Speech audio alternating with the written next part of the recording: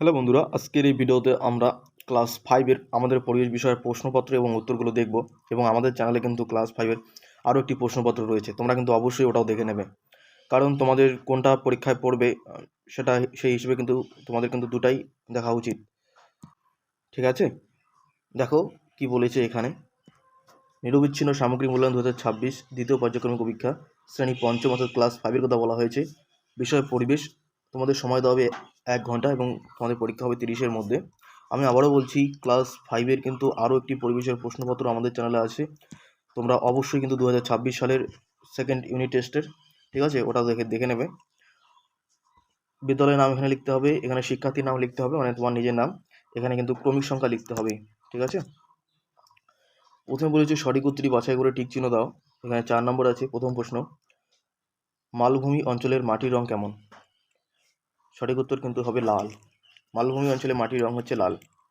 খ নম্বর, বিশ্ব পরিবেশ দিবস কবে পালন করা হয়? বিশ্ব পরিবেশ দিবস কিন্তু 5ই জুন পালন করা হয়। গ নম্বর, আম বেশি উৎপাদন হয় কোন জেলায়? মালদা জেলায়। ঘ নম্বর, গান্ধীবুড়ি কাকে বলা হয়? গান্ধীবুড়ি নামে পরিচিত কে? মাতঙ্গিনী হাজরা, ঠিক আছে। ওই প্রশ্ন এবং এই প্রশ্ন, এই দুটি প্রশ্নপত্র দেখে গেলে আশা করছি তোমরা কমন পেয়ে যাবে পরীক্ষায়, ঠিক আছে। দেখে নেব আমরা পরে 2-এর প্রশ্ন কি বলেছে। শব্দজুড়ি থেকে শব্দ নিয়ে শূন্যস্থানে বসাও। ক নাম্বার, পোড়ামাটির কাজের জন্য বিখ্যাত ড্যাশ জেলা। ঠিক আছে, দেখে নাও এটার উত্তর কি হবে।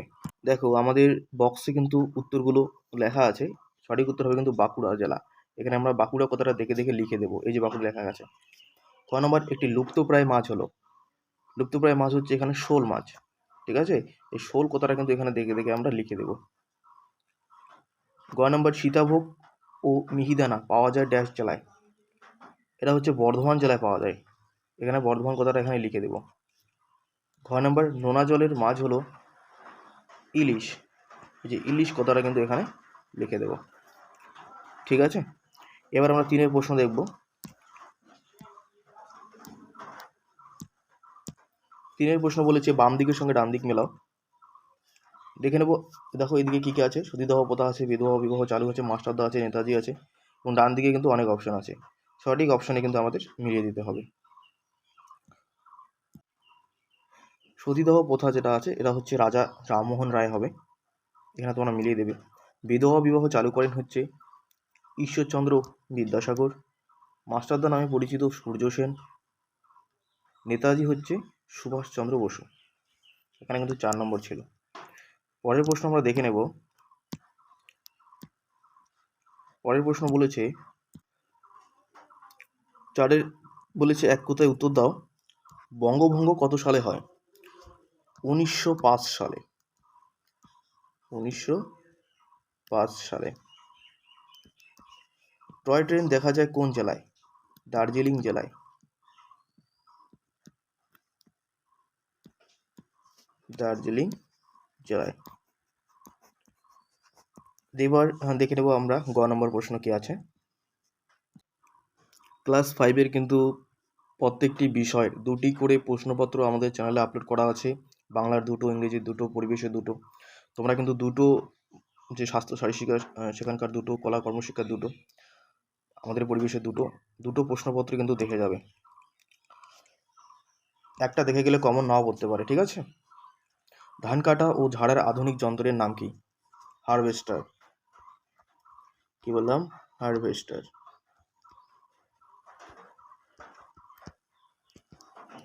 ঘ নম্বর, ডিবিসি এর পুরো কথাটি লেখো।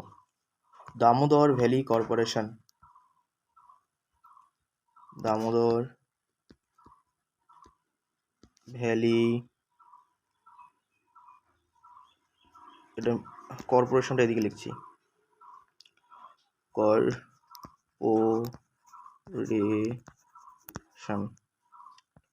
এটা তালবেশ বইও আছে, হ্যাঁ, দামোদর ভ্যালি কর্পোরেশন বইও আছে। এবার দেখো 5-এর যে প্রশ্নগুলি বলেছে, একটি বা দুটি বাক্যে উত্তর দাও। এখানে 4 দুগুণে 8 নম্বর আছে। প্রথম প্রশ্ন, নিত্যবহ নদী বলতে কি বোঝো? যে নদীতে সারা বছর জল থাকে। যে নদীতে সারা বছর জল থাকে তাকে নিত্যবহ নদী বলে। যেমন উদাহরণ দিবি একটা গঙ্গা। গঙ্গা কিন্তু একটি নিত্যবহ নদী। ঠিক আছে। খ নম্বর প্রশ্ন বলেছে, দুজন বাঙালি বিজ্ঞানীর নাম লেখো। তোমরা লিখবে জগদীশ চন্দ্র বসু, আচার্য জগদীশ চন্দ্র বসু, আচার্য জগদীশ চন্দ্র বসু ও প্রফুল্লচন্দ্র রায়। প্রফুল্লচন্দ্র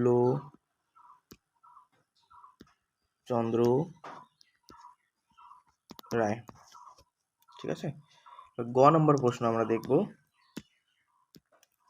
গ নম্বর প্রশ্ন বলেছে, বেশি রাসায়নিক কীটনাশক ব্যবহারের ফলে হারিয়ে যেতে চলেছে এমন দুটি বন্ধু পোকার নাম লেখো।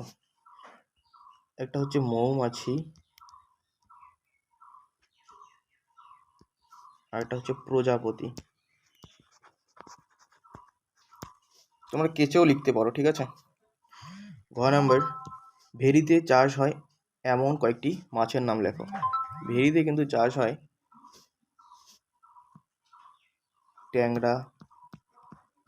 ট্যাংরা মাছ, তারপর ভেটকি মাছ, গলদা চিংড়ি। ঠিক আছে। এই মাছগুলোর নাম লিখলে কিন্তু হয়ে যাবে। দেখে নেবো আমরা পরের প্রশ্ন। পরের 6-এর ক নম্বর প্রশ্ন কি বলেছে? 6-এ বলেছে, যে কোনো 3টি প্রশ্নের উত্তর দাও। প্রথম প্রশ্ন বলেছে, এখানে কিন্তু 2 করে 6 নম্বর আছে, নদীমাতৃক সভ্যতা সম্পর্কে যা জানো লেখো। তোমাদের বইয়ে কিন্তু এই উত্তরটা আছে, আমি একবার বলে দিচ্ছি, বইয়ে তোমরা দেখে নেবে। উত্তরটা বলে দিচ্ছি। পুরনো যুগে নদীর ধারেই সভ্যতা গড়ে ওঠে। নদী ছিল তাদের মায়ের মতো, তাই ওই সব সভ্যতাকে নদীমাতৃক সভ্যতা বলা হয়। কারণ তারা বেশিরভাগ সভ্যতায় নদীর ধারে গড়ে ওঠার ফলে তাদের যে নদী থেকে তারা যে সুবিধা পেত, তারা নদীর জল, নদীর মাছ খেত, চাষাবাদ করত, তাদের বিভিন্ন কাজে নদী তাদের অনেক উপকার করত। তাই নদীর উপর ভিত্তি করে যে সভ্যতাগুলো গড়ে উঠেছে সেটাই হচ্ছে নদীমাতৃক সভ্যতা। এটা তোমরা বই থেকেও কিন্তু ভালোভাবে লিখে নিতে পারো। ঠিক আছে। এবার দেখবো আমরা 6-এর খ নম্বর। 6-এর খ নম্বর বলেছে, এটার উত্তরও কিন্তু তোমাদের বইয়ে দেওয়া আছে। ঠিক আছে, আমি বলছি, তোমরা সেখান থেকে লিখে নেবে। সাধারণতন্ত্র দিবস সম্পর্কে তোমার ধারণাগুলি লেখো। তোমরা লিখবে, সাধারণতন্ত্র মানে হলো সাধারণ মানুষই দেশ চালাবে, রাজার ছেলে রাজা হবে এমনটি চলবে না। আজ যে সাধারণ লোক সে পরে ভোটে জিতে সরকারের প্রধান হতে পারে। স্বাধীন দেশটা কেমন করে আমরা চালাবো তার এমন নিয়ম চালু হয়েছিল 1950 সালের 26শে জানুয়ারি। এই তারিখটাই ভারতবর্ষের সাধারণতন্ত্র দিবস। এটা তোমাদের বইয়ে আছে, বই থেকেও কিন্তু এটা দেখে নেবে। পরে আমরা প্রশ্ন দেখব গ নম্বর প্রশ্ন।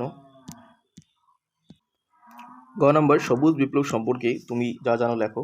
দেখে নাও, এটার উত্তর তোমাদের বইয়ে আছে, তোমরা সুন্দরভাবে এটা সাজিয়ে লিখতে পারো বই থেকে। তোমরা লিখতে পারো যে আগেকার দিনে খাদ্যের যখন অভাব দেখা গিয়েছিল, তখন কিন্তু তারপরে মানুষ কীভাবে মোটামুটিভাবে নিজেদের দরকার মতো যে নিজেদের খাদ্য তারা নিজেরাই উৎপাদন করতে পারলো। এই ঘটনাকে ভারতের সবুজ বিপ্লব বলা হয়। এটা 1990 সালের কাছাকাছি সময় পর্যন্ত খাদ্যের উৎপাদন বাড়তে থাকার ফলে এই বিপ্লব দেখা গিয়েছিল। ঠিক আছে, বই থেকেও কিন্তু তোমরা এটা লিখে নিতে পারো সবুজ বিপ্লব সম্পর্কে কী জানো। এবার যেটা আমরা পড়ব ঘ নম্বর, ভারতবর্ষে ভগিনী নিবেদিতা যে অবদান রেখেছেন সে সম্পর্কে তুমি যা জানো বর্ণনা করো। এটা আমরা দেখে নেব। এটার উত্তর তোমরা লিখবে, ভগিনী নিবেদিতা নিজের জীবনে পরোয়া করেননি। প্লেগ রোগীদের সেবা করেছেন, মেয়েদের পড়াশোনার জন্য শেখানোর জন্য তিনি চেষ্টা করেছিলেন। তিনি স্বামী বিবেকানন্দের প্রধান শিষ্যা। ভারতের স্বাধীনতা আন্দোলনের নানান কাজে তিনি সাহায্য করেন। এগুলি তোমরা কিন্তু বই থেকে ভালোভাবে কিন্তু দেখে দেখে লিখে নিতে পারবে। ঠিক আছে।